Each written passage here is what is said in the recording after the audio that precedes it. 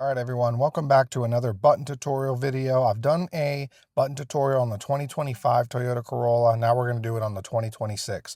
This one in particular is an SE model, but the LE has a lot of the same buttons, so let's go over them. Right down here, you have your push button start. Now the LE, some of them have the key start, so you just have to keep in mind, you got to look into that. Let's start off on the left side over here. You have some buttons right here for your unlock and lock. And then you have your child lock. And right here, you can control the power on the windows. Then you have your windows right here and your back windows. Now, right below the left side of the steering wheel, you have your brightness to control for your digital gauge cluster. And then you have your automatic high beam button right here. And then way down there, you can pull that lever and you can open up the hood. All right, left side of the steering wheel, here's all your light controls. There's your auto and parking lights. And then on the right side, you have all of your windshield wiper controls and then your intermittent. Right here on the left side of the steering wheel, you have all your arrows to control what's going on your digital gauge cluster right here. Now, because this one is the SE, it does have the bigger digital gauge cluster and you have customizable screens, which is pretty nice. And then you have your back button right here, your call button. Then you have your volume up and down and your voice to speak right there. Right side of the steering wheel, you have your cruise control button right there. Then you have your steer assist right here. Then you have your cruise modes, so you can put it in adaptive cruise and you can put it in regular cruise. And then right to the right of that, you have your gap adjust between you and the preceding vehicle, and you can adjust how fast or slow the car goes. Right here is your mode for your different stations and channels right here. Here's your nice audio multimedia screen. Now this SE does have a little bit of a bigger screen than the LE. You would get a little bit of a smaller one in that. This comes with Apple CarPlay, Android Auto, which is wireless, very nice. And the screen is a lot more responsive. There's a few things that you can do, customizations. And whenever you go to the dealership, if you buy one of these, the salesperson will set it up for you. They'll connect your phone and show you how all that stuff works. Right down here, you can turn on the radio, volume up and down right here, and then you have your 4 ways right here. Let's take a look at all your temperature controls. Right here, you can control the heat or cold right there. You can shut it off. Then you have your front defroster, rear defroster with outside mirrors, where you want the air to flow. Then you have your eco heat cool, circulate the air within the cabin. If you want the airflow to come from the outside, and then you have your AC button right there and your fan speed right over here.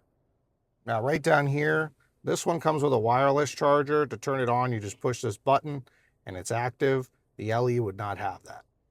Right here is your shifter. There's a button right here that you push to put it in reverse. And there's a backup camera right there. Very nice. Then you can put it down in neutral, and then you have your drive, and you put it back in park.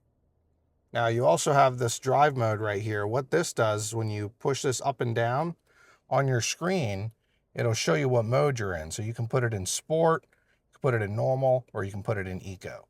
And then right down here, you have your traction control off. Right down here, you have a brake hold function. If you want to stop at a stoplight or you're stuck in traffic and you don't want to keep your foot on the brake the whole time, you just push this, and that's your electronic parking brake. Right up here, you have your light controls, left side, center for the doors. So whenever you open the doors, all the lights come on. All your lights, your right light right here. And that's just for your SOS connected services. Now right here, we're just sitting in the back. You have your window control here, and then your handle to open up the door. And then right down here, you have 2 USB-Cs for your devices. You have a button right here on the key fob. You just push it, opens up the back. Good amount of space back here, and this comes with the Corolla all-weather mat. This comes with smart key system on the door. You just put your hand here to unlock it, push this down to lock it. You hold your hand here for more than 3 seconds, and all the doors will unlock. Now for this next part, I'm not really going to show you buttons, but more functionality things. Right up here, pull this down, and open this up, and then you can also pull this part out. Right down here, if you want the seat to go down or up, you just jack it up or down.